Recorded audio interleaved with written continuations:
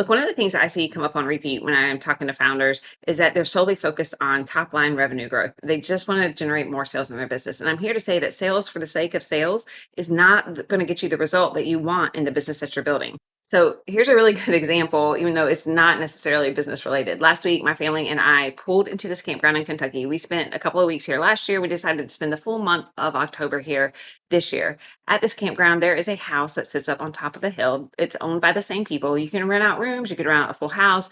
And it's really cool. It's decorated in this vintage 1920s style. And there are rumored ghost stories about things, strange things that happen in the house.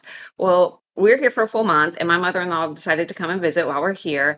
And during our stay, my husband and I actually got the chance to stay in the house. Actually, I'm going to back step a little bit here. When we pulled up, there are all these vans and cars in the driveway and all over the yard. And we were like, man, they must have a big event going on. So after we got settled and checked in and unhooked, the owners actually came over and we had a conversation with them. And it turns out that there was a paranormal TV crew filming here and trying to confirm if there was actually ghost activity in the house. So, needless to say, around the campfire that night, as we all kind of got to know each other again, all the stories from the previous year and from the entire time that we'd been absent from this property started to come up, and we started to have a lot of discussions about all the things that had happened in the house.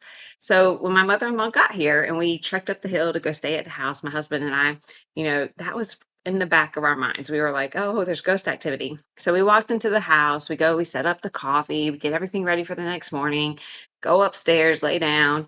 And a little later that night, my husband actually woke up because he thought he felt something being dropped between his feet.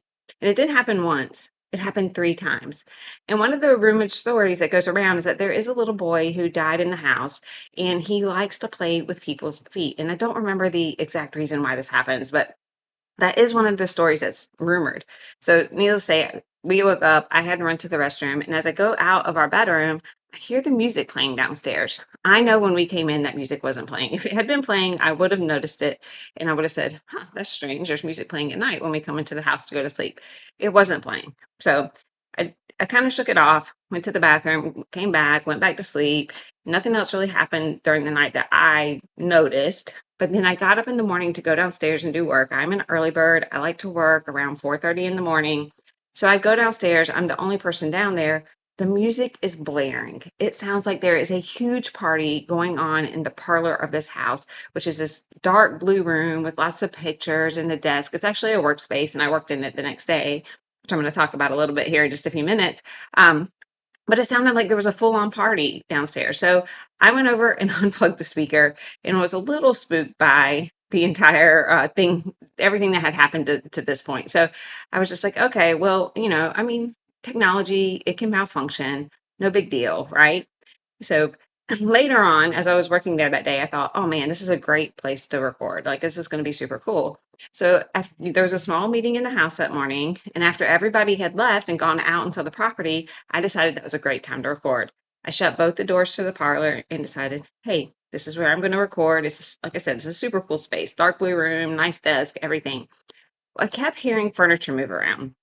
So again, little odd, but there are people around the property. They have work campers, the owners are here, there are other campers in the vicinity. Somebody can be in the house, no big deal. So I decided I'm going to go upstairs and film in our bedroom and close the door. I knew no one would be upstairs because it's the middle of the day. Nobody has any reason to be upstairs, and we were the only people actually staying in the house. So I went upstairs, closed the door to the pink room. That's the room that we're staying in, set up everything, got ready to record, started recording. And then someone knocked at the door. So I turn off my video. I walk over to the door. No one's there. And this doesn't happen once. This happens 3 separate times. And during the time or later when I went back to review the video, I will say there's a lighting change that happened when the knocks occurred. So it's a little strange. But I don't just say this to tell you a ghost story around Halloween. I actually say this to, try to bring up the question for you. Did this happen because I was focused on ghosts because that's the thing that we had been talking about so much, or did it actually happen and occur? It's really hard to say, right? In this particular situation. I've been talking about this on repeat for days with people around the campground. I was hyper focused on the possibility of a ghost being in existence. Do I believe in ghosts? I'm not sure. I've never had an encounter that I could pinpoint proof to. So I don't know. But I think that what really happened is that my mind was so hyper focused on this possibility because that's the sole thing that we had been discussing that I could have brought it into creation in and of itself. Focus is a very powerful thing. It decides what we notice, how we notice it, how we interpret the things that happen around us, and it really decides what we're going to create next. So when you're hyper focused on sales and revenue without, intentionally designing exactly what it is that you want to build in your business and the clients that you want to focus on, you can inadvertently create the possibility that you're selling to bad customers. And one of the ways I do know this is because in the past, again, I've been there. I built the multi-million dollar business. And one of our clients that shall remain nameless was a high volume, low dollar client. And it ended up creating so much more work in our business. And actually, when we later let that client go and focused on the high ticket, high margin client, our team was much happier. B, the client was much happier. And C, we did far less work in the long run. We did more intensive work, but it was far less work, especially far less work of that, mind numbing, energy draining tasks that really, just zapped our creativity as a whole. And so I just want to take this moment here to say, what you focus on, if you're focused on sales for the sake of sales, you're going to generate the wrong types of revenue in your own business. You've got to get crystal clear on what it is that you want to create. You've got to focus on that first. Focus on the types of clients that you want to work with, the type of business that you want to build. Because if you focus on that, that is the type of business that you're going to build for the future.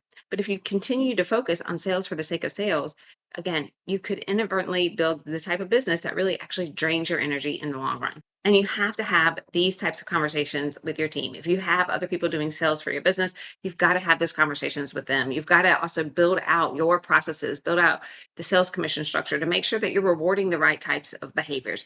Don't build it out in a way that rewards every single type of sales because you can end up, again, attracting the wrong types of customers and clients to your business. So all this to say, my ghost story aside, I'm just here to say that make sure you're having the right kind of conversations with yourself and with your team. Make sure you're focused on the right thing. Don't chase those ghosts that may or may not exist in the future. Don't build your business based off, superstitions or gut feelings.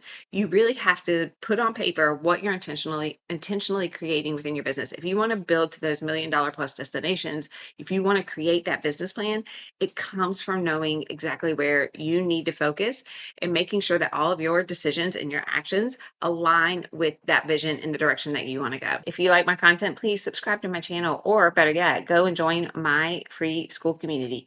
Inside, you are going to get access to all the tools that are going to help make sure you're focused on the right things.